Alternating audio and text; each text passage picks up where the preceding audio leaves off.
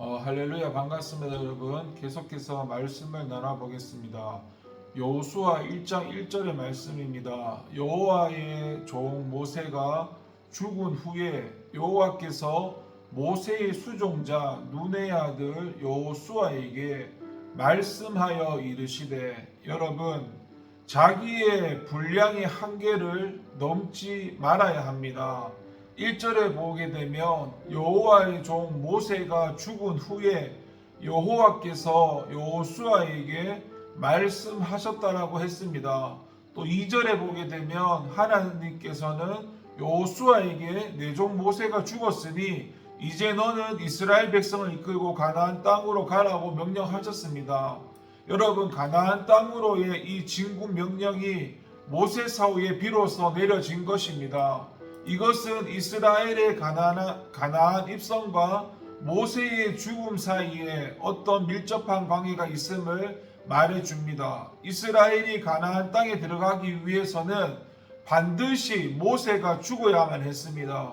하나님께서는 약 38년 전 이스라엘 백성이 가데스 바네아에서 당신을 배반하고 반역을 일으키자 출애굽 당시 20세 이상 된 사람들 가운데 백성의 반역에도 불구하고 끝까지 하나님 편에 섰던 여호수아와 갈렙을 제외한 모든 사람을 광야에서 멸하고 오직 20세 이하의 사람들과 광야에서 출생한 자들만 가나안에 들여보내시겠다고 말씀하셨습니다. 또한 후에 무리바 반석에서 하나님의 명령대로 이행하지 않고 혈기를 부려 반석을 2번 친 모세 역시 하나님의 거룩하심을 드러내지 아니한 까닭에 가나안에 들어갈 수 없다라고 말씀을 하셨습니다. 이스라엘 자손이 가나안으로 들어가려면 여러 가지 조건이 있어야 하지만 가장 기본적으로 모세와 20세 이상의 모든 사람이 죽어야 했던 것입니다. 그런데 당시 반역죄를 범했던 20세 이상의 이스라엘 백성들은 38년 광야 방랑을 거치면서 다 죽었습니다.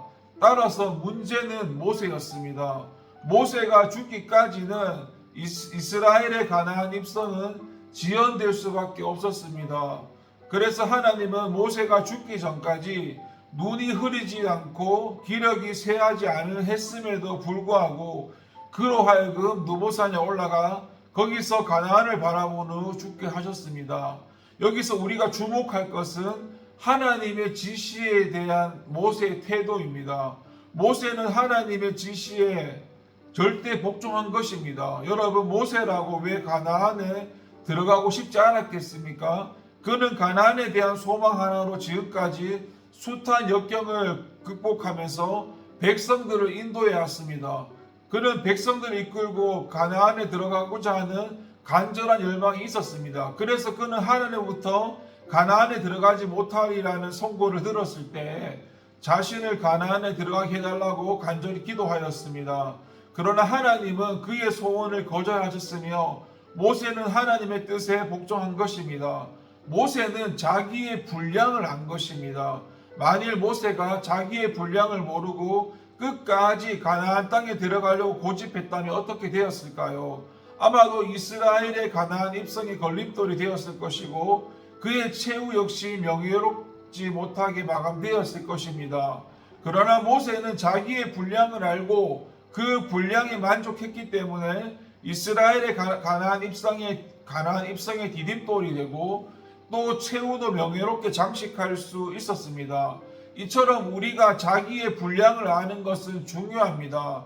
우리 각자에게 자기의 분량이 있습니다. 우리는 이 분량을 알고 거기에 만족해야 합니다. 오늘날 사회적으로나 교회적으로나 많은 문제가 발생하는 것은 많은 사람들이 자기의 분량을 망각하고 다른 사람의 분량에 침범하기 때문입니다. 아무리 좋은 음식이나 물도 그릇에 넘치게 되면 추하고 더러운 것이 됩니다. 무엇이든 적당하고 분량에 알맞아야 아름다운 법입니다. 그래서 여러분, 하나님께서 주신 분량에 우리가 만족하면서 그 안에서 최선을 다해야 합니다. 우리가 자기 분량에서 최선을 다할 때 하나님은 우리를 아름답게 만드시고 여길 것입니다. 기도하겠습니다. 하나님, 우리 주제를 알게 하시고 우리 분량을 알게 하시고 하나님께서 맡기신 우리의 분량을 넘어서지 않게 하여 주시옵소서. 우리에게 맡겨진 그 분량에 순종할 수 있도록 도와주세요. 예수님의 이름으로 기도합니다. 아멘.